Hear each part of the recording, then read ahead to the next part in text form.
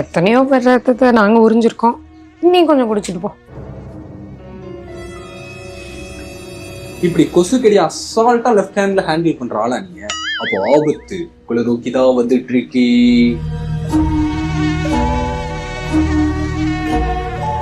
20 வருஷத்துக்கு முன்னாடி ஒட்டுமொத்த இந்தியாவும் அலறி போன ஒரு சம்பவம் என்ன அப்படின்னா சிக்கன் குனியா. அவன் தான் முடிஞ்சிட்டானேப்பா, அவனே திருப்பி கொண்டு வந்து பேசுறீங்க அப்படின்னு கேட்டா திரும்ப வந்துட்டானாமா அப்படின்னு சொல்லி உலக சுகாதார அமைப்பு ஒட்டுமொத்த நாட்டுக்குமே ஒரு வாரண்ட்டை கொடுத்திருக்காங்க. இந்திய பெருங்கடல் பிராந்தியத்துல மொத்தம் 119 நாடுகள் இருக்கு. இதோட மக்கள் தொகை 5.6 பில்லியன். 1 பில்லியன்னா 100 கோடி அப்படின்னு அர்த்தம்.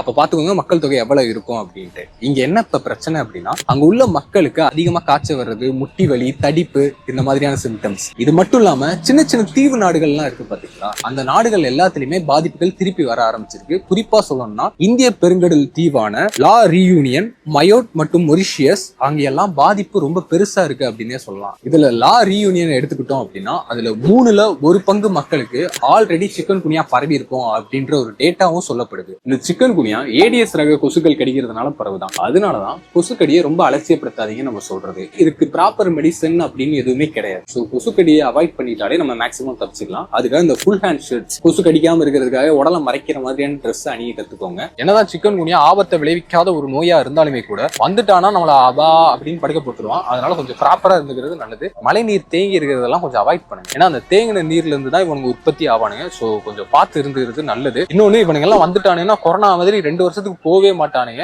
மொத்த இந்தியாவுமே சிக்கன் குனியா தான்டா அப்படின்ற ஒரு நிலைமைக்கு மாத்திராதீங்க அப்படின்னு சொல்லிட்டு இந்த வீடியோவை அவேர்னஸா நிறைய பேருக்கு ஷேர் பண்ணுங்க.